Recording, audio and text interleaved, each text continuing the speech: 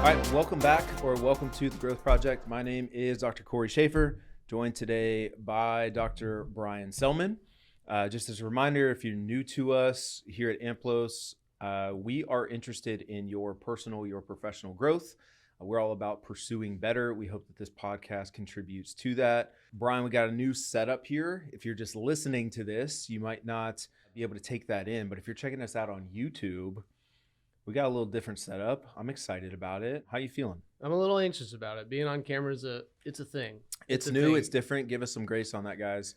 Our topic today, really, I think the arc of where we've been over the last month, maybe 6 weeks, some of the topics that you and I specifically have hit on. Yep. If you go back, we've touched on skillful self-reflection as a way. The timeliness of that was sort of to close out the year effectively. We talked some goal setting principles.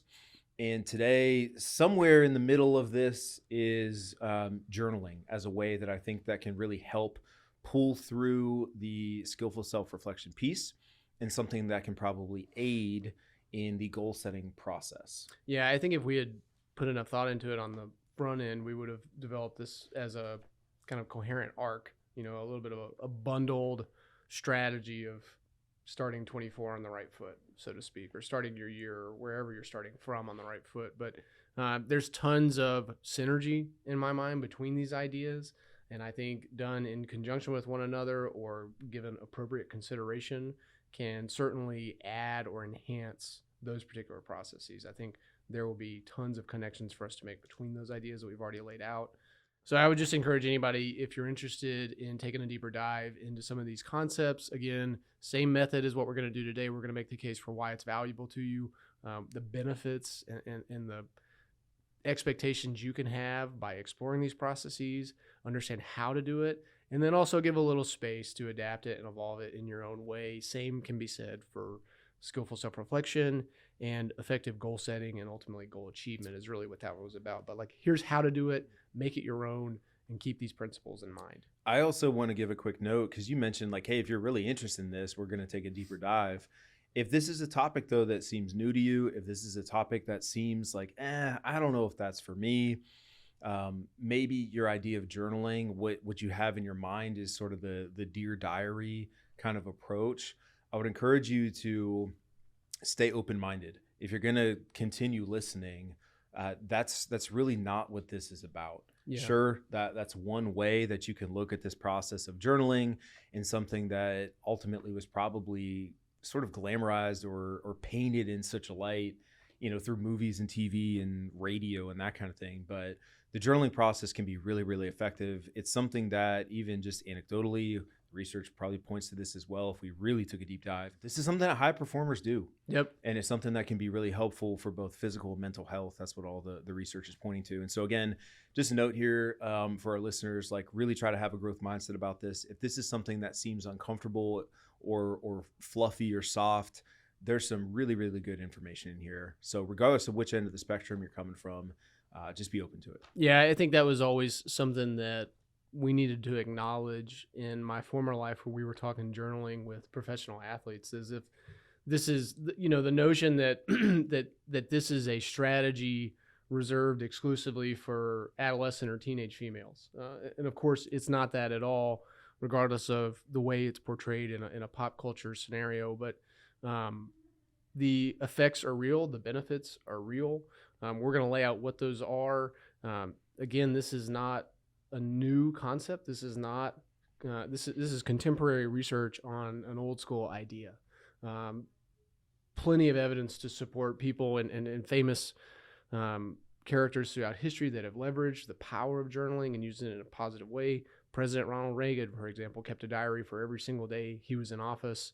And you can actually read that now. It's a book called The Reagan Diaries. But if you don't consider yourself to be a writer or someone who enjoyed writing papers or writing stories or whatever else, that doesn't mean that you can't journal, right? We're going to make this simple. We're making it efficient and effective, and leave enough space for you to personalize it in your own method. What else do we need to know up front about journaling? Yeah, this has been around for a long, long time. Yeah. Probably the best introduction I've had to it, and a guy who at this point should probably be receiving some royalty checks from the Growth Project, because I've mentioned his name on here so many times, but Ryan Holiday, Reading some of Holliday's work introduced me to the book Meditations by Marcus Aurelius, which is essentially just a collection of his daily journals, which is fascinating, right? It's 2,000 years later. And if you've ever read any kind of a self-help or growth inspired book, like they're probably referencing something from Aurelius's Meditations, and that's all it was just kind of him downloading his thoughts from the day, him anticipating challenge and how he wanted to approach things. There's gratitude within that, and him thanking the people in his life who helped him get to where he was. Right. So this has been around a long time. Again, certainly not any new concepts.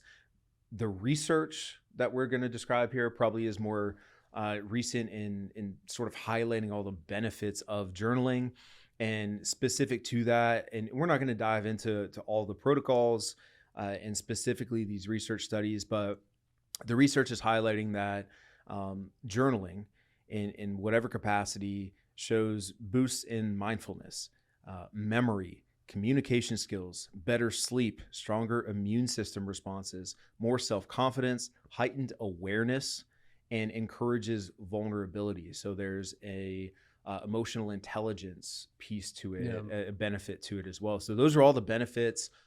There's just so much good that can come from such a simple and cost-effective practice. But why else should our listeners be open to this as a practice, Brian? We're really just trying to set the hook at this point, right? Like if you hear that those things are generally or reasonably things I could expect to experience as a result of a personalized journaling process, then I think that what we have for you the next 20 minutes or so has a chance to be really valuable, right? I don't know anybody that would say, I think I'm good in these spaces: sleep, communication, immunohealth, self-confidence, right? These are not just things that we're throwing against the wall. There is legitimate, hardcore, peer-reviewed research that supports the benefits of this. And really, I think there's a couple different benefits or a couple different explanations as to why it's so valuable. First and foremost, it helps us bring coherence to the events in our mind. It helps us make sense of experiences in a way that lets us do some of that skillful self-reflection. This is a tangible and analog process where we go through that reflection, and it helps us do it in a way that supports learning and consolidation of experiences, whether it be people, places, events, emotions, you name it. This is a process that affords us the space to get all of that on the table and work through it. And I think as a result of that, the science would suggest that by putting pen to paper, similar to some of the stuff we've shared on note-taking in the past, and we'll get into a little bit of that today without kind of hijacking the pod, is it frees us up from a working memory standpoint, right? Working memory to the layperson might be described as just mental bandwidth.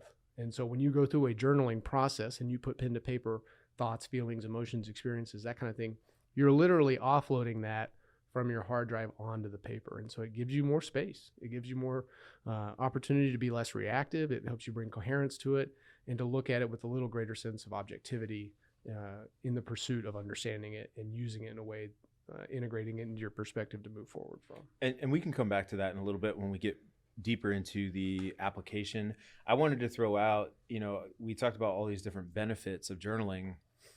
And think about this similarly, like, hey, there's a ton of benefits to practicing mindfulness meditation, right? But I always think it's useful to sort of frame this in such a way where, like, hey, if you just took 10 minutes a day, you could experience all these benefits. Would you be open to that? Well, yeah, that sounds great. But then it's like, all right, rubber meets the road. Are you going to sit down and meditate? And a lot of people are like, I don't know. I don't know if that's for me. Like, all right, well, this is a different pathway to get a lot of those same benefits. And again, tried and true, evidence backed, it's going to impact and improve your mental health, your physical health. So just throwing it out there, framing it up as such a way where, like, hey, if maybe you're not into that idea of meditation, maybe open yourself up to this, because you're going to get a lot of those same benefits, additional benefits. That's just one piece before we start diving into this. Yeah, I think one of the things that we have to be mindful of as people trying to share the contemporary research and the knowledge associated with this is that it's easy for us to be so prescriptive that someone in the audience, the listening audience, could go through our podcast and feel like, all right, well, I'm going to start my day with 10 minutes of mindfulness, and then I'm going to go into 30 minutes of journaling, and then I'm going to go into 30 minutes of breathing, or whatever the different strategies may be. And then you look down at your paper and you're like, man, I'm hungry. It's lunchtime. These guys just gave me a full day of stuff. Like, I hope I feel good if I'm doing all that. But the point is that we're trying to present to you strategies and resources and tools to give you a deeper bench of options available at your disposal and enough space that they are compelling to you in a unique way that you see the application, that you see the utility of these ideas. Agreed. Well put. That's kind of what I was getting at. So let's shift gears. Let's go into a little bit more of the how. I'm really going to step aside here and let you be the expert on this piece, but maybe I'll fill in some gaps or provide some nods and some, affirmation along the way here. But let's talk about the how. Okay, so let's give a quick primer on the value of note-taking and what makes it useful for us in a normal sense. There's really three things I want to emphasize. One, you have to synthesize your thoughts to be able to put pen to paper. Two, literally as you are drawing the letters on the page, you are matching that muscle memory and coding it into more long-term, durable memory available to you. And lastly, you give yourself a tangible artifact to go back and review later. We don't have to get into the nuances of note-taking, the debate between typing versus written. There's good arguments on both sides, but the point is that you're bringing coherence to your thoughts and you're giving yourself something that you can look at externally, objectively, and later on in the future if you want to. And so all of that wisdom applies into what we're going to talk about with journaling. Yeah, and I think the specific pieces there on note-taking and cognitive load theory and so on apply to some of the more specific protocols that we'll get into in application. So we can come back to that in a bit. I want to take a minute. It's really fascinating when you actually start doing the research, and you can type this in yourself and Google Scholar and explore a little bit. So much of the research on journaling has been done very specifically. Number one, the tie and the link to mental health. Yeah. But a lot of it's been done in more of a, I don't know how to phrase this. It's journaling about negative experiences, traumatic experiences, really emotionally charged stuff. I think that's really interesting. Brian, talk to us about some of those protocols and the purpose of it. Like, what are we trying to uncover? Just walk us through some of that. Yeah, I think first and foremost, especially if you're a novice in this space, is to try and keep it simple, right? This is not something that you need to be spending the last couple hours of your day doing. You're not trying to become a novelist or a professional writer. I would say try and target somewhere between 15 to 30 minutes of focused writing. Whatever that window is that can keep your focus and keep it moving, that's what probably fits for you. And that's consistent with what the research recommendations are. If we get too overloaded on that, whether it be in the length of time that we're doing it, how we're doing it, where it's taking us, whether our cadence is daily or not, I think that's something that you yourself have to remain sensitive to so that this journaling experience that's supposed to support synthesis and learning doesn't become rumination. And rumination is something we talked a bit about in our podcast on skillful self-reflection, but obviously this search for meaning and understanding as if there's some singular truth that can often be manufactured by our own biases and the stories that we tell ourselves that are often very inaccurate and very dangerous to us. So first and foremost, just get started, keep it simple. You don't have to worry about whether it be handwritten or typed. You just want to get moving and start putting ideas to paper or in your computer, whatever it may be. It's way less about grammatical efficiency or accuracy. There's certainly no research that says, if you get to a pivot point in your reflection and you fire in a conjunctive adverb that, semicolon, therefore, comma, boom, you're more likely to experience well-being. It's none of that. Don't get bogged down in that stuff. And to be clear here, because I think we have to clarify, these prompts, again, are going back. Well, because you're talking about specifically how to do it. Yeah. But the prompts, according to the research, are typically surrounding like, hey, we want you to write about some emotionally charged event in your life. Something that may have been traumatic. Maybe it's sort of reliving a time when you failed, or reliving just a difficult moment or adverse moment in your life. So to be clear, that's what we're talking about as you go through this protocol. Back to you. Okay, so yeah, as Cory's saying, Oftentimes, this can be extremely useful if you're using it to analyze or bring coherence to a traumatic experience or event. Ultimately, the recommendations are to emphasize the emotional charges you're feeling as you're doing the writing, as opposed to worrying about how well it sounds or the type of grammar or flow that you're experiencing. So, emphasizing the emotions that you experienced at the time, and also emphasizing the emotions that you experience when you're doing the writing, right? So you get kind of the retro look and the present tense look, and being able to get to a place where we get it on paper and we can distinguish between the two, to see progress, to make connections between ideas, these kinds of things. I think it's up to you to develop a structure, a rhythm, and a cadence that fits you.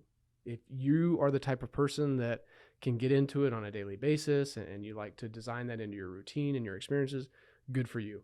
You don't necessarily feel like you need to feel like you must do it that way or not do it at all, right? There are very little absolutes in this space. I think some of it depends on the type of protocol you want to develop for yourself, and just understand that there's grace available to you in that space. As you go through it, similar to what we talked about in skillful self-reflection, we want to document the factual, objective details up front. Who, what, when, where of these particular events, these experiences that we're trying to make sense of. We want to be able to get to a place where we're making connections between people, ideas, and experience, and ultimately be able to zoom out, so to speak, from the emotions that we felt in a moment and be able to make sense of it after the fact that supports learning, and be able to understand how that's going to inform how we want to move forward. And I'm going to pause you for a second. And this is what's really interesting and kind of cool, I think, about reading into this stuff some, is what's actually happening there as you're kind of in real time making sense of these past events and making all these connections as you describe them. There's actually like a neuroplasticity process that's happening in your brain. And so even to connect this to some really familiar topics for our listeners, very growth mindset oriented behavior to do this journaling process, because you're allowing yourself to grow from an experience. The kind of, maybe this is an incorrect way of thinking about it, but in my mind at least, it's almost, if you're never going to take the time to process and write down and journal, try to make sense of an event, it's kind of a very fixed way of looking at that event. Yes. It's just to assume that I've lived it, and like, sure, I know I can't go back and alter any of those experiences, but the one view I have of that time of life, or my, that event or whatever it is, like, that's it, it's set in stone. Yeah. Not only fixed mindset, but can be isolating in nature too, to think that you look back on an event or an experience or a relationship or whatever it may be with absolute clarity, and that there's no other way to look at it or no other perspective you could take or no possible alternative. You're putting yourself in a lonely place, in a very lonely place. Yeah. The events themselves are unalterable. You can't go back and change them. You can't go back and recreate them. There's no fixing in that direction. But the narrative's coherence and the story that you tell yourself can certainly evolve. And that's what we're trying to do here. We're trying to implement a process that allows us to have greater understanding, and as a result of that, more learning, more ability to integrate these ideas into our perspective moving forward, and all of the associated physical wellness, mental wellness that comes with being able to have not necessarily absolute clarity, but coherence. Yeah. And I think that, let's just say if this did become a regular practice, it wasn't necessarily even, and this is maybe where you can start to shift to some application and practical protocols that you can try to engage in. But just even taking the time occasionally to break things down in your life and try to reflect on them, and just for the purpose of, you're saying, sort of understanding them and bringing some coherence, is what you really hope to gain from that. I think is some understanding, maybe some trends, some patterns in your thought processes, your emotions, and so on. Like, a lot of clarity can come from that. Yeah, I think it's important to frame it as trends, as traits, as, when you look at these experiences, what is it that you notice, as opposed to trying to go deep on a particular experience or event and ask some very abstract version of, why did this happen? Why did this happen to me? is quickly what that becomes. We talked about that somewhat, the path to victimhood as part of rumination. But if you keep it in that lens of what do you notice, what are the traits, what are the trends, and in what ways can I connect these to other events and experiences, now you're getting to somewhere. Yeah. All right. So I'm going to talk a little bit here about some of the application. These are different ways that I've suggested to clients. That's in the corporate space, in the world of sports, and so collegiate athletes, professional athletes, encourage them to sort of take upon and make their own, as you described it. One is for the purposes of planning, for organization, for structure. I think what I mean by that is to simply just take some time to try to plan out your week, whether that's on Sunday night or that's first thing in the morning when you get to the office. Hey, step one, let's take a look at my calendar, my day, think through my to-do list, and just give myself a little bit of an outline of here's what I want to attack today. I think that's so simple, but so effective in making that day a little bit more deliberate.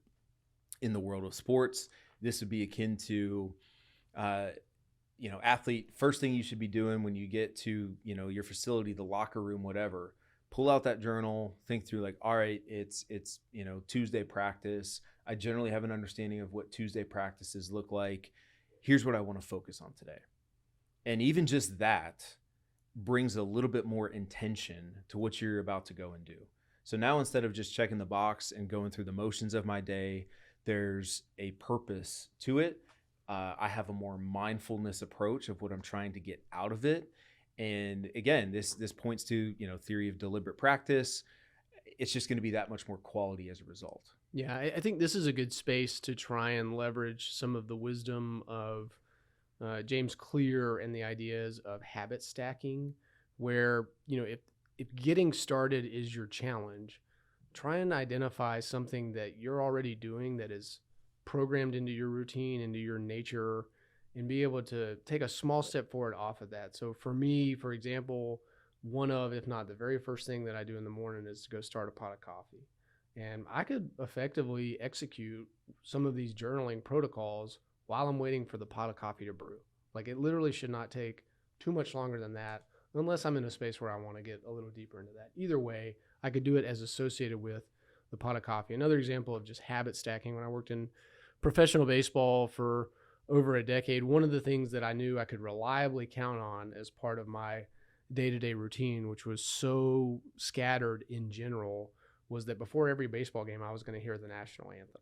And so I let the national anthem cue me in a moment of reflection and private prayer to myself, whatever it may be, as a result of that. And so if getting started is one of the obstacles, bringing some of this deliberate nature in a conjunction with something that you're already doing is probably a wise place to start looking. Yeah. Yeah. And I think you kind of just segued us into another simple way to get started in journaling is gratitude journaling. Yeah. It's something I'm sure we've talked about on the Growth Project in the past, but plenty of research that shows documenting a couple of new things, not the same things every day. If you just open up your journal and you write down, I'm grateful for, my family and my job and, that I have a roof over my head, you're not really moving the needle. So finding new things every day is the key. Again, what you're doing through neuroplasticity is training your brain to really hunt the good stuff and recognize how much you do have to be grateful for, thankful for, whatever. I think this is a good place to note, if you did want a different perspective and probably take a much deeper dive into journaling, this is where we will point you to Andrew Huberman, Sure. Who just recently produced a podcast where he outlines a very, very specific protocol, and it does include both of these elements of planning and sort of anticipation of what's to come in your day, as well as some gratitude pieces. So want to make note of that for our listeners. If you wanted to hop on over to Huberman when you're done with us, that could be just another pathway down the rabbit hole. Yeah, I think some of what Dr. Huberman recommends is, he even suggests that he's got it optimized based off of the neuroscience and motivation and journaling and all of these different areas of performance psych and associated fields. His protocol that he recommends may not be an appropriate starting point for you. If you're listening to this podcast and you are just absolutely geeked about starting a journaling process and you want to know explicitly what do they prescribe so that I can get the most out of it, go for it. Go for it and learn with it, right? Like give yourself a little grace that like, it's probably not going to be great to get started, but get in there. If you're trying to just get started, I think that's fine too. And gratitude journaling is probably the lowest hanging fruit. Yeah, certainly the least obstacles up front, Sure. right? And just man, you can't go wrong if you start your day or incorporate it in your day, whether you start or finish, it doesn't matter the timing. Whether you emphasize regularly, daily, with frequency, just this curiosity of hunting for gratitude. Sure. And so maybe that's a good place to start too. Yeah. The next one here is probably the one that I've personally leaned on the most in my professional career and tried to really encourage people to take the time to do. It kind of bridges the gap of all the protocols that you had described earlier that the research gets really heavy into. And that's the idea of taking time to debrief, to evaluate, or just reflect on life as sort of a sense-making process. And again, a lot of the research has focused in on how that relates to mental, emotional health, and again, recounting traumatic events and so on. I want to be clear, like it doesn't have to be that. Where I've always encouraged people to do this is, let's just say for athletes, one is you have to learn how to effectively break down and evaluate, reflect on your performances in order to effectively learn from them and get better because of them.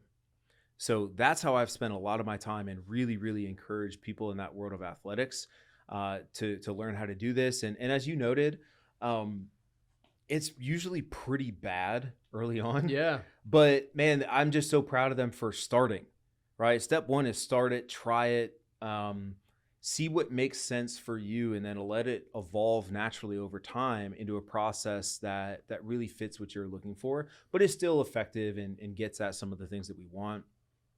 I think this is also a really effective way just for your average person, right? You or me, people in the corporate world, to look back over the course of 1 week, 1 month, 1 day. I've encouraged some individuals who maybe specifically struggle with, as you noted, they just carry a lot with them. Yeah.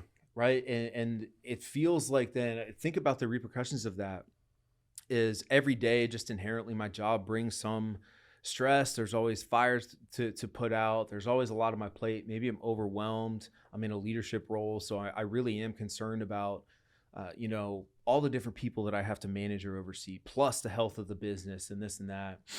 Well, if you're not doing something to, as you said, kind of number one, make sense of that, but take that from your working memory, put it on paper to just process it, you're probably taking it home with you. And that's a problem for a lot of people because now what ends up happening is the people who care about me most get the worst version of me because I'm bringing work into that home space and it ultimately impacts my ability to be present and emotionally available for my family, for my children, whatever it might be. So I've had a ton of success working with people and encouraging them. If you fall into that category, man, take 5 minutes at the end of your day and just jot down some notes on your day. Yeah, there's certainly a compounding effect if you are just constantly internalizing, especially if we're talking like internal dialogue, emotions and feelings and experience, and just overloading yourself to a point where you can't bring coherence to any of it, and it ends up just having this multiplier effect where these feelings, these experiences, these emotions, whatever it may be, become a bit of an anchor for you. And when I say an anchor, I don't mean rooted to something. I mean an anchor that will drag you to the bottom if you don't do something about it. And so journaling is a tried and true method, a empirically research supported, peer-reviewed research, all the adjectives method of getting some of this out in a way that can be very useful. Sure. So again, just to even be very specific, imagine taking those few minutes at the end of the day, jotting down, hey, here were a couple of key things that I did get accomplished today. Yeah. Let's start with that, right? Mm-hmm. Let's hunt the good stuff first and foremost. Sure, I didn't get to everything. Maybe some stuff popped up unexpectedly, whatever. But even just to take the time, because so much of the anxiety and the stress comes from, I know I didn't get everything accomplished, and I know there's still so much on my to-do list for tomorrow. But imagine just taking the time to, first and foremost, as I mentioned, let's take note of the couple of things that did get accomplished today, right? Then let's go to, here's kind of first and foremost the one or two priorities I want to be focused on heading into tomorrow. So all I've done there is given myself an effective way to process what happened today. I know now when I close that journal up, I have a plan for how to approach tomorrow. Yep. When I go home at night, what else is there to think about? What else is there to relive or to ruminate on, right? Like I've done it. Yeah. I've processed it. Not only have I processed today, but I have a plan for tomorrow. Yeah. And now within that space of me going home, me being able to get some sleep at night, I think we provided a really effective way that you can do that. So I don't want to belabor that too much, but I think that's worth recognizing. One of the other protocols that can be effective is, again, we talked about recounting negative events, emotional events, but positive experiences. Plenty of research that supports doing this. Go back through, hey, the best day of the month, for the month of December, go back to that. Hey, Christmas morning, and seeing my kids' faces as they opened up their Sure. presents from Santa or whatever, like how, like reliving that experience and writing about it, journaling about it, you relive it and you feel those same things. And doing that over time, there's actually research that shows that can actually increase happiness and well-being. Yeah. The same lens that you take to some of the trauma or negative experiences would apply here, right? Like you can think about Christmas morning. You can't recreate Christmas morning. However, what are the traits? What do you notice about that environment? Is it the gratitude? Is it the gift? Is it the thoughtfulness that went into it? Is it the reaction, the joy that they got? Is it the quality time that you got with family, or the fact that maybe a toy or something tangible? It's less about that and more about what does that thing afford you or create for you that has meaning in your own world. We talked about the reliving negative experiences, but doing that as a way, I think, to just again make sense of the experience, to help process the emotion, and hopefully what that can do is imagine just being presented with a similar scenario the next time around. If that's something that, let's just say, hey, last time this happened, whatever it was, I didn't respond very well. And I'm not proud of that. I got angry. I got defensive. I let the frustration influence my body language, my tone, whatever it might be. But to take the time to try to understand, well, why did that happen? What can I learn from it? What were some of the events that triggered it, and so on? I can anticipate I'm probably going to be placed in one of those situations again in the future. Maybe now that helps me choose a better path the next time I'm faced with something like that. The last piece, again, we noted just journaling as a way to synthesize learning. Imagine coming out of a continuing education or a conference or something and just taking time to, hey, what did I really take away from this? What did I learn? Right. What are some of the really key pieces that I want to take with me moving forward? Yeah. When do we ever do that? Yeah. I think when you and I are teaching and we're at our best, we are deliberate in sharing with our audience, regardless of who it is, regardless of the topic. Like, hey, look, if you take one thing away from today's session, this would be a good candidate. Or maybe some other note later on, hey, don't miss this, right? Mm-hmm. Get this down, interpret it and apply it for yourself, etc. You can take the same prompt coming out of some kind of experience on your own as part of a journaling process. What's the one nugget I want to make sure that I've got long term? Yeah, so there's some protocols for you guys as our listeners to maybe consider adopting, looking into further. Engage with us, ask some questions, hit us up on social media, send us an email. Over the years, I've done some of the, I mentioned Ryan Holiday. He's got the Daily Stoic Journal, which just provides a daily prompt for you to think a little bit about, write about. I'm familiar with the line a day. Are you familiar with these? No.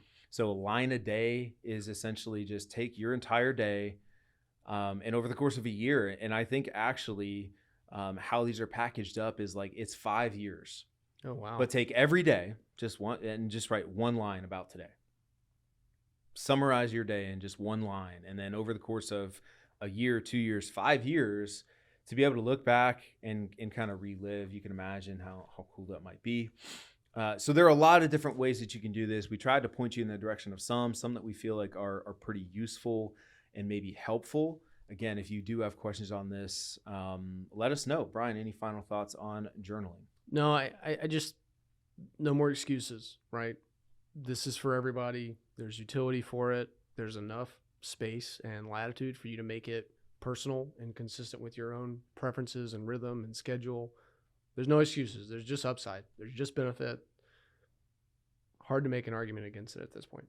Agreed. Well, hopefully there's something in there for you. I'm sure that there is if you just take the time to think on it. So appreciate you guys tuning in and listening to us. We will see you next time on The Growth Project. Thank you.